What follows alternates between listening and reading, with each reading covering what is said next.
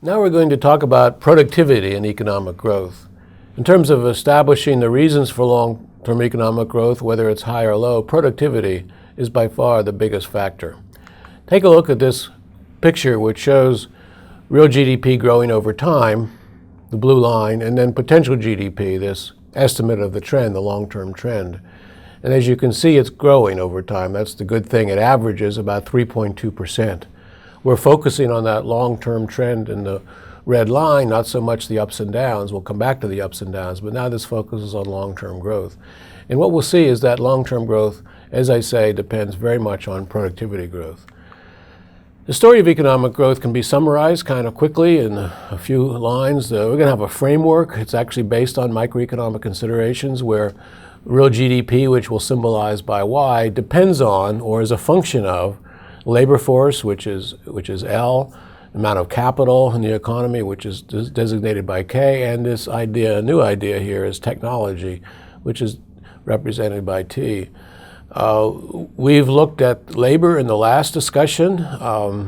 As already, you could see that in the discussion of the long-term potential growth rate of employment.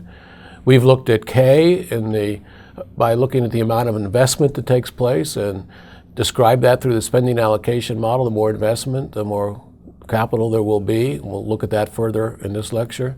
And today we're also going to look at the role of technology in economic growth. First thing to think about when you look at productivity growth over time is to take a glance at what's happened over a long period of time. This is a kind of an amazing picture of what's happened in the last 300 years or so.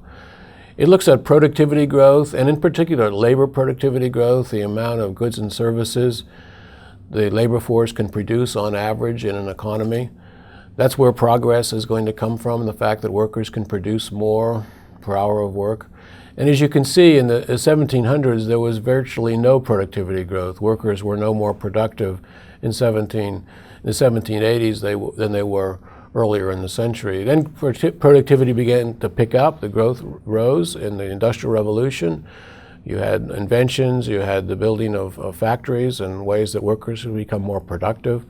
It grew even further, and then further now, and now it's far above what it was then. And so the progress in the economy has to do with this increasing productivity or productivity growth. We want to try to describe this and bring it into the model. It's one thing to talk about it, it's one thing to bring it into a model. So the way we're going to bring it into a model is, perhaps not surprisingly, go to the basics of economics. And this is a picture that may seem familiar to some of you. It's a production function for one firm. It shows hours of work on the horizontal axis and the amount of production on the vertical axis. In this case, it could be pumpkins, it could be anything. But the important thing is here, the more hours of work, the more production. The quantity produced is larger. And it also has these diminishing returns. That curve gets flatter over time, so the marginal product is higher at low levels than it is at higher levels of labor input, and that's that diminishing product. So when we think about the whole economy, we want to try to aggregate this kind of production function for many firms. And so let's think about it in terms of a more systematic way. An aggregate production function, just by the name aggregate, represents a summing up of production by all the firms in the economy. So it's like an analogy, if you like. Y is a function of L. GDP is a function of labor input for a single firm and for the economy as a whole. For the economy as a whole, of course, Y is GDP. It's the average weighted sum of all of the production in the economy.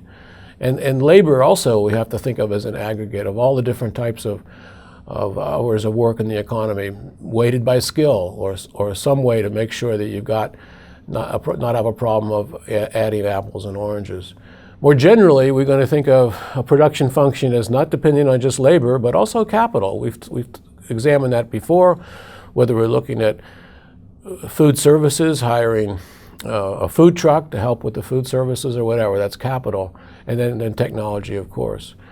Y is GDP as I define, L is labor, K is capital, and now T is technology. There's examples of this, little kind of functional forms to help you think about this production function. So you could say real GDP is technology times the square root of labor times the square root of capital. That would be an example, a simple example of a production function. Or you could have y is t times L raised to the 0.7 power times k raised to the 0.3 power. Hey, that's an example too. So economists looking for ways to represent this aggregate production function, thinking carefully about the aggregation of individual firms in the economy. An important definition, a thing to emphasize, we talked about it already, is labor productivity. In these symbols, that's simply real GDP divided by the total amount of labor in the economy. So that's labor productivity, it's how much being produced by labor. There's also this concept of total factor productivity. It's like labor productivity, except it represents the productivity of not just labor, but also capital, labor and capital together. You can think of that idea by looking at this example of the production function over here. If you take, for example, this production function and divide both sides by the amount of labor in the economy, but also the amount of capital in the economy, so you divide both sides by that, then you'll have a measure that says T is equal to Y over L to the 0.5 times K to the 0.5. So you can see that this T is kind of a total factor productivity. It's not just Y divided by L, it's Y divided by L to the 0.5 times K to the 0.5. So it's sort of both factors are in the denominator. In that sense, it's total factor productivity. And increase in total factor productivity would be where Y increases even without any increases or increases in K. So that's total factor productivity. Let's consider our theory of productivity and economic growth in steps. We want to consider first a firm just has labor or an economy just has labor, and then one with labor and capital, and then one with three things, all three things together, labor, capital, and technology. We build it up this way, it's kind of an easier way to understand what's going on when we get to the end. This is a picture where an economy would just depend on the amount of labor input. And you can see you have labor input on the horizontal axis, output on the vertical axis. We have a production function. It looks exactly like the production function for a single firm, except we have added this up for the economy as a whole. This is now the whole economy, but it's got this special thing of only one factor, labor, as an example. And you see the diminishing returns as exists for a single firm. To illustrate one of the implications of diminishing returns, let's think about what the famous economist Malthus once wrote about an economy with diminishing returns to labor and nothing else except labor.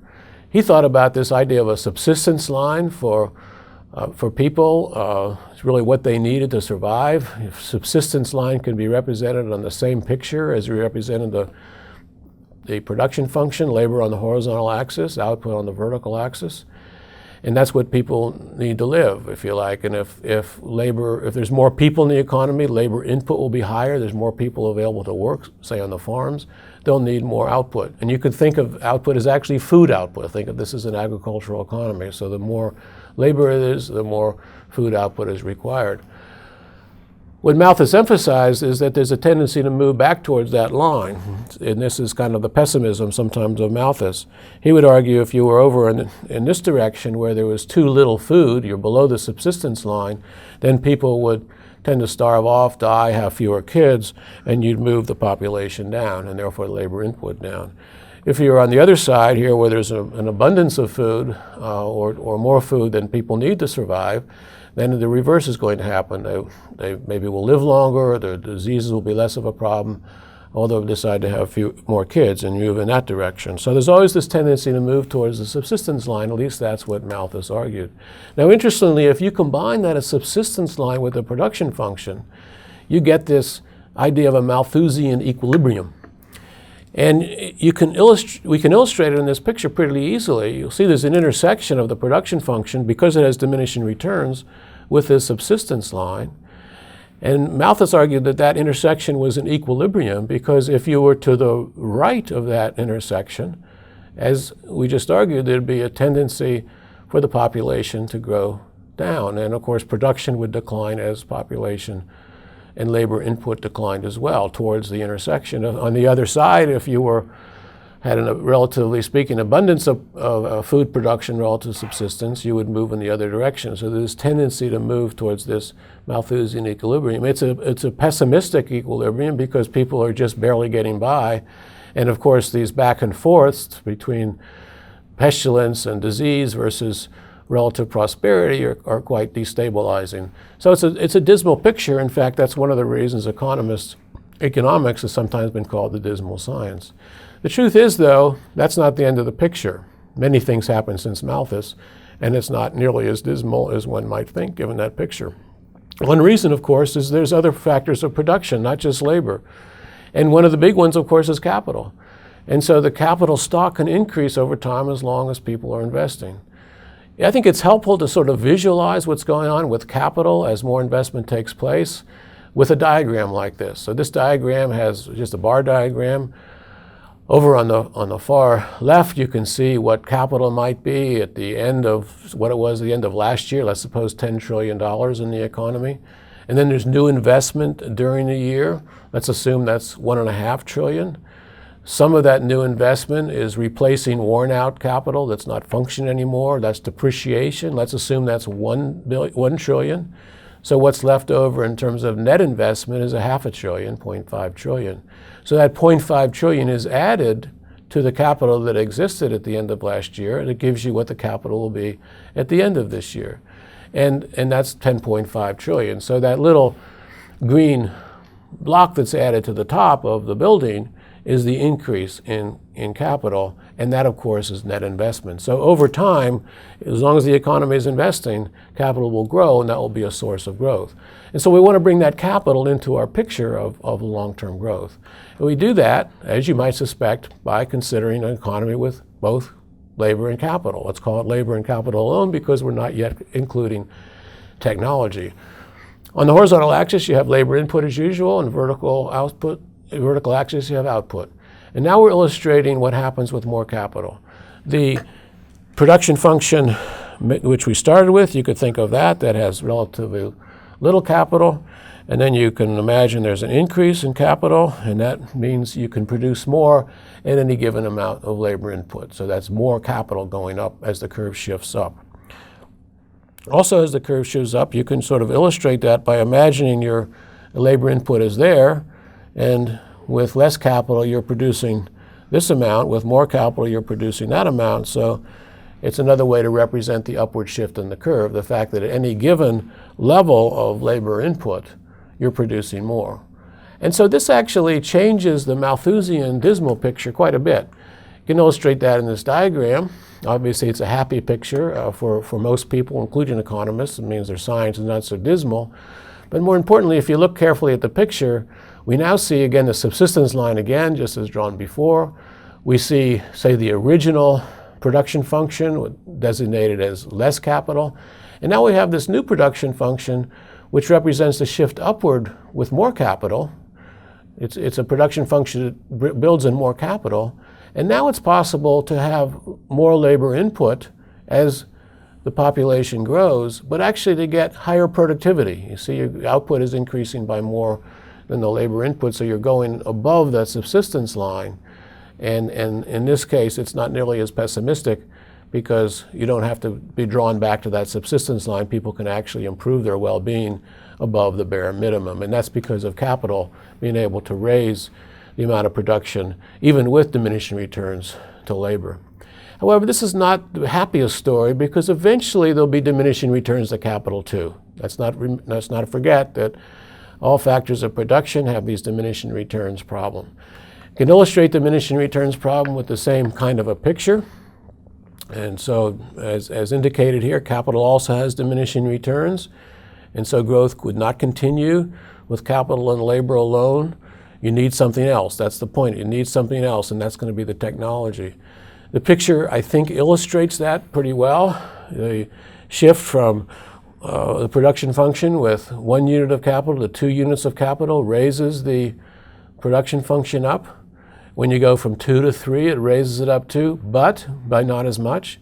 When you go from 3 units to 4 units, it increases again, but not by as much. So eventually it stops increasing. That's the diminishing returns to capital in this case. That shifts up smaller amount.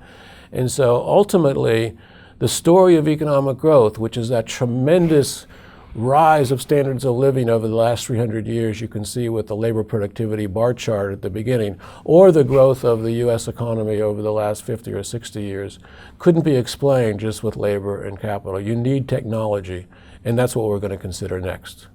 Thank you.